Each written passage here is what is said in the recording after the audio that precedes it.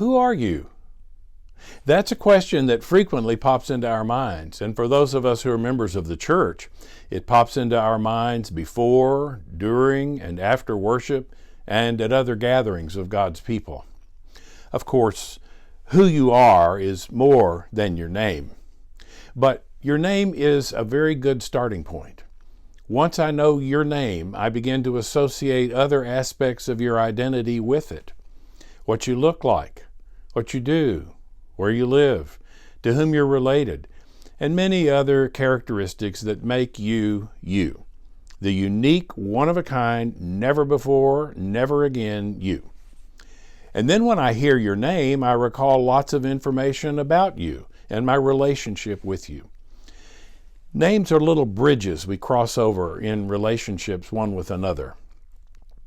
The prophet Isaiah recorded God's word to God's very specific chosen people. Do not be afraid, for I have redeemed you.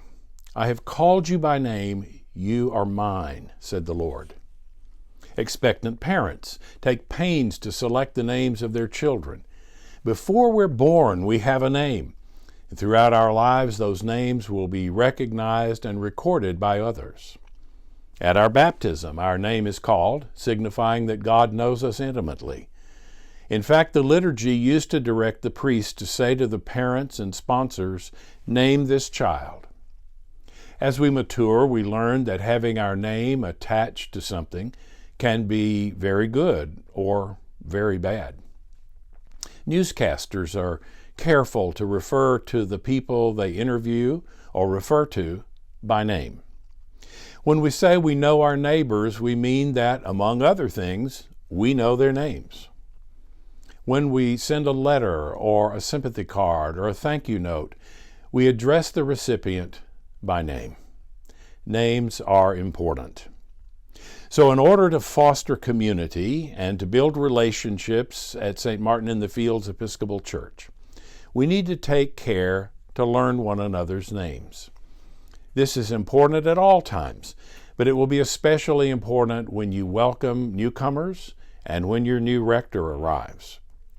To that end, I'm asking that we always wear name tags when we're together at the church, whether for worship or study, fellowship or service. Many folks at St. Martin's already have one of our neat permanent magnetic name tags like this one. If you have a permanent name tag and you can remember to wear it, that's great. If you don't have a permanent name tag, you can order one by contacting the parish office or order online using the QR code at the end of this message. Now, if you're like me, those permanent name tags are sometimes in the jacket I didn't wear to church. So we're going to provide plain paper name tags and bold Sharpie pens at the entrance to each gathering place. So you will always be able to have a name tag.